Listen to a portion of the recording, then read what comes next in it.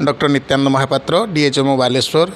आज आमर ये तुंडा जेरिएटिक कैंप रे आसिक जोग देइछि।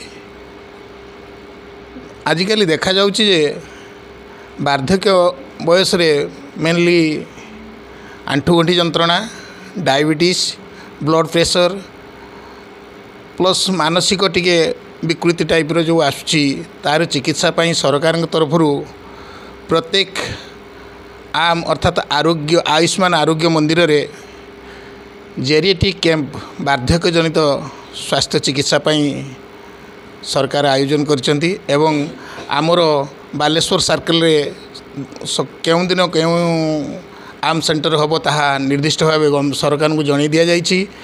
तुंडारे आज मु उपस्थित अच्छी, बहुत लोक उपस्थित अच्छी, बहुत वार्धक्य माने आछंती, वृद्ध वृद्धा आछंती, सेमानकर चिकित्सा सुचारू रूपे डॉक्टर संतोष बेहेरा जरिया चली। एठी आमर आशा माने जोग देइचंती एवं सीएचओ मध्य आछंती। एटा गोटे डॉक्टर भी आउ जड़े आछंती। एटा बहुत सक्सेस होइछि बोली मु भाबुछि एवं मु भी देखुछि निजे बहुत सक्सेस होइछि। आशा करूछि आम सर्कल रे जते कैंप होबो सब गुडी एई भली सक्सेस होबो। आउ एई आपण मानक माध्यम रे मु सरकार को अनुरोध करिवि एईटा सबुदिने सब वर्ष अंतत सबु मासरे थरे थरे जदि करा जाई पारंता एवं एथिपाई किछि जदि अर्थ विनियोग करा जाता निश्चय भलो होता। एवं स्पेशली यही वार्धक्य जनित चिकित्सा पाई जो जो प्रॉब्लम आसूची जेनेटिक प्रॉब्लम तापाई स्वतंत्र अनुदान स्वतंत्र औषधर जदि व्यवस्था होता मु निश्चय खुशी होती। यहाँ हूँ मोर पर्सनल मतामत। जेनेराली मु कहली आपणकर ब्लड प्रेशर रक्तहीनता रोचे मेनली लेडीज मानकर, डायबिटीज रोची, आपणकर आंठुगंठी जंत्रणा मेल रोची। यही जिनस गुड़िक प्रबल मात्रा रोचे जोटा कि आमर होमियोपैथी माध्यम सफल चिकित्सा हो पारुछि।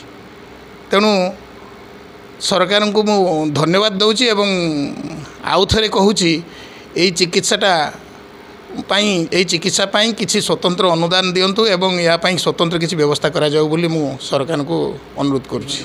मु doctor Santosh Kumar Behera, homeopathic medical अफसर तुंडा गवर्नमेंट। हाँ कौन सर कोई सब एवं 60 वर्ष ऊर्ध्व व्यक्ति मान दिखाई जो मैंने कि कहते वार्धक्य अवस्था कहले जो मैंने बहुत गुड़ा असुविधा होती रिटायरमेंट समय से रखा जाए भगवान आम रखा गवर्नमेंट पड़े सब सिस्टम रखा 60 वर्ष पर से वार्धक्य अवस्था से किसी करें तार सब कौन कौन विभिन्न प्रकार रोग माड़ी बसे जथा डायबिटीज, हाइपरटेंशन माने हाई ब्लड प्रेशर तांकर होची रक्तहीनता, मानसिक विकृति आसे, तापर आपणकर आंठुगंठी रोग विभिन्न प्रकार रोग होची बर्तमान।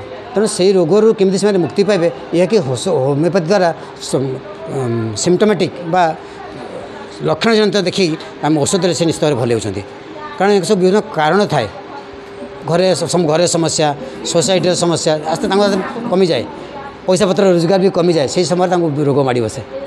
यहाँ होता है शिशु मंदिर परिचय आज्ञा मो ना हलधर बाई आज्ञा अनुष्ठान प्रतिष्ठाता सर ये अनुष्ठान माने रब्या 2000 केते 2009 जे कोन कार्यक्रम थिला जे पिला कार्यक्रम प्रभात फेरी पर पताका उत्तोलन आउ पताका उत्तोलन आमर विशिष्ट भद्र व्यक्ति मनमोहन आचार्य जे अवसर प्राप्त शिक्षक दौलपदी हाईस्कूल आउ से पताका उत्तोलन करथिले।